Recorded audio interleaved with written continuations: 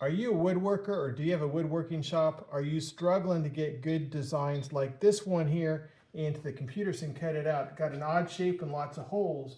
Well, with the Logic Trace system, I can place an actual part or pattern on the board, trace it with the pen stylus, and save a great DXF file in a very short time. Done the outside of the part here.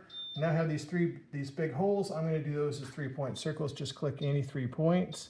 If I'd had the actual part, I could have traced the top of the part or the bottom of the part, either one. Still get a great design. There's those big holes. Now for the little holes, I could do circles again, but what I'm going to do is just do points and then digitize all those spots and then load that into my CNC software and turn those into holes in the software. So I just come in here and digitize the hole locations for saving in the file.